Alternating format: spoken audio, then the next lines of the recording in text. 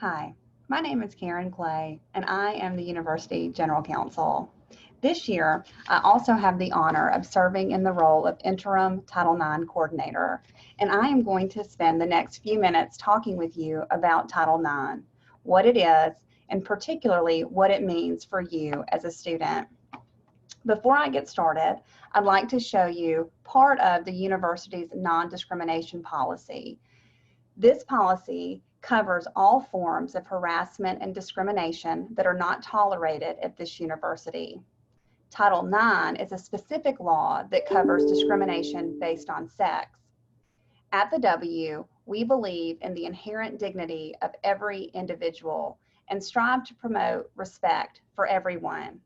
We are committed to providing you with a learning environment that is free of discrimination, all forms, particularly discrimination based on sex, which covers sexual harassment, sexual assault, domestic violence, dating violence, and gender-based stalking. So what is Title IX? Title IX is a federal law that requires institutions like ours to treat individuals equitably because of their sex. The black letter law, in fact, is quite simple and has not changed since 1972. It states that no person in the United States shall, on the basis of sex, be excluded from participation in, be denied the benefits of, or be subjected to discrimination under any education program or activity. There are two types of sexual harassment: quid pro quo and hostile environment. Quid pro quo is when a school employee conditions an educational benefit or service upon a person's participation in an unwelcome sexual act. For an example, this would be when a professor gives a student a low grade because the student failed to respond to the professor's sexual advances.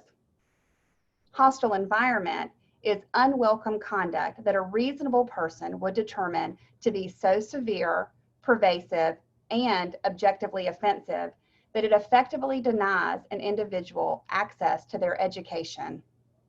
An example would be when a student repeatedly sends around sexually oriented jokes by text message or email that causes the recipients of those jokes to start to avoid the student sender and also avoid the residence hall where they both live.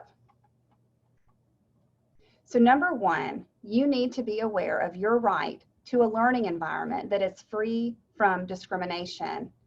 And number two, you need to know how to report it. We ask that you let the university know if you feel like your rights have been infringed upon. You can do so by going to the university's Title IX webpage, www.muw.edu/Title IX. There you will find listings for all of my contact information as the interim Title IX coordinator, as well as contact information for our 10 Title IX deputies. You can reach out to any one of us and make a report. You can also click File Report on that webpage or on the bottom of the home page, where actually you can report any type of discrimination or harassment, not just that's based on sex. Once contacted, the Title IX team will work with you to see what options you have and how you want to proceed. I say options because, for example, you may have been subjected to sexual harassment by another student and you don't wish to file a formal complaint or to go through a formal grievance process. You just need to know what resources are available to you, such as the counseling center. The Title IX team will work with you to provide you with supportive measures, even if you don't make a formal complaint. Supportive measures are individualized services that will restore and preserve equal access to your education, protect your safety, as well as deter sexual harassment. Every situation is unique, and individuals react to sexual harassment and discrimination differently.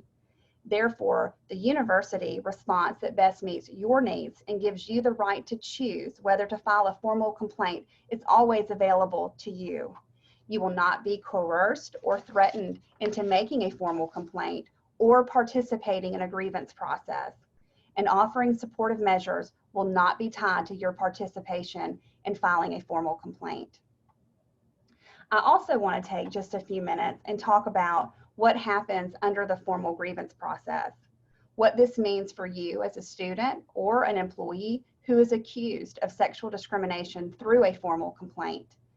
You are entitled to a fair grievance process and are presumed to be not responsible during the entire grievance process, which is often called a presumption of innocence. The university will conduct an impartial investigation, provide both parties with notice of the allegations and an opportunity to respond. You will have an equal opportunity to select an advisor of your choice and an equal opportunity to submit and review the evidence throughout the course of the investigation.